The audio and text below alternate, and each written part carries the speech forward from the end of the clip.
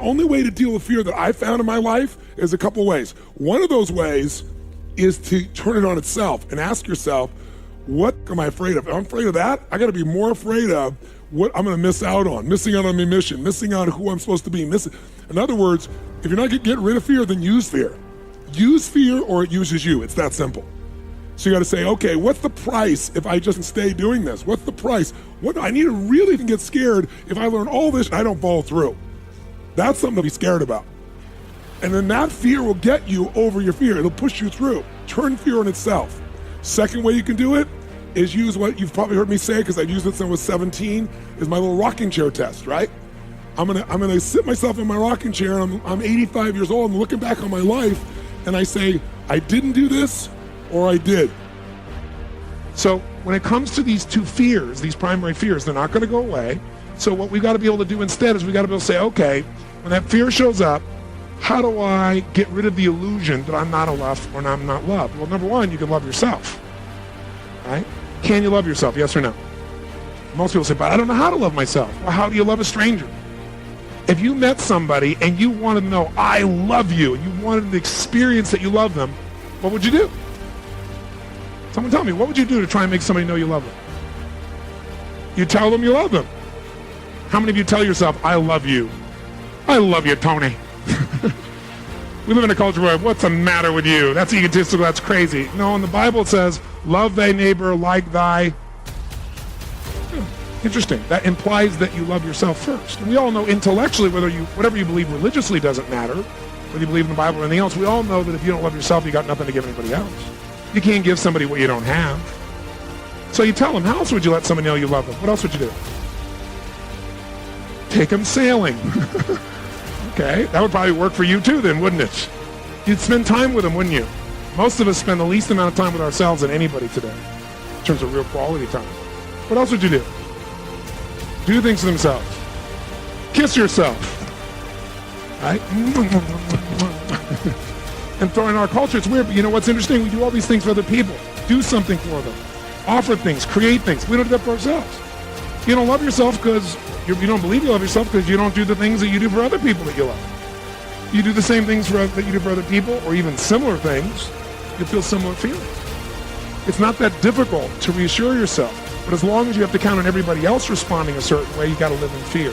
And that's the piece that we want to avoid as far as things are concerned. Now, he's telling me that he has a human fear, and what he's got to do is get around it. The way he gets around it is he builds himself up, and he builds himself up by changing what things mean. As long as you say no to me, it means I have failed and I'm rejected. I'm going to have a hard time putting myself out there because that's putting out my deepest fear on earth. But if I change what your no means to me, which do we have that power, yes or no? Then if it means to me, you just said, no, it's not the right time for you. Or I didn't present this effectively enough today. Whatever I make up something else, then with a different meaning, it feels totally different. I mean, look, you and I'm sure you do, and I'm transparent, so I talk about this. I know I'm at the, closer to the end of my career than the beginning of it. I don't think so. No? No, because part of delivering this message, when you're in alignment with your purpose, I believe that gives you more time on the universe. Just look at me. I'm 72, but I don't look it. I don't have a 72-year-old energy. And there's a difference between that physiological age and that spiritual age. And I think when you're in alignment and doing what you're supposed to do that pleasures God, it keeps you young. You have the energy of a 20-year-old. That allows you to be But I mean, there's going to be a time when you and I are not live in these bodies on a stage. Without any question. Okay. And I'm not looking forward to that. Les Brown. Turn your wounds into wisdom. You will be wounded many times in your life. You'll make mistakes. Some people will call them failures. But I have learned that failure is really God's way of saying, excuse me, you're moving in the wrong direction. It's just an experience. I called unhappy customers, not happy customers. You know why happy customers do business with you. It's an easy call.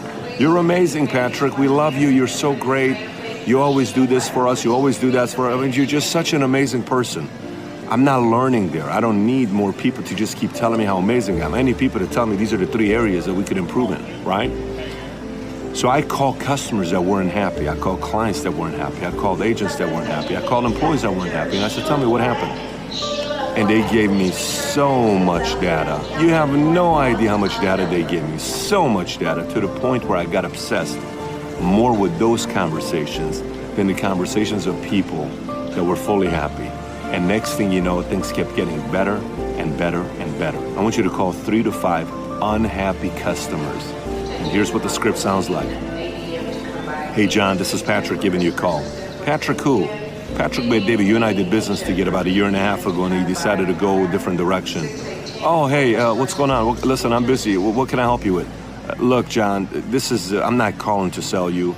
I'm not calling to get you back into the business. I'm not calling you resell you, upsell you, anything like that. I just have one reason why I'm calling you. I am really obsessed with getting better, and you were one of my favorite customers that I lost. And so I just wanted to call you for you to tell me, what was it that happened for you to make a decision to go to a different direction? What was it? And there's 2 things you're looking for. One, you're asking, was it me? Was it something I did? Or the second thing you're asking is, was it a part of the product? The part of the product is for you to know what adjustments to make and recommendations to make the next time.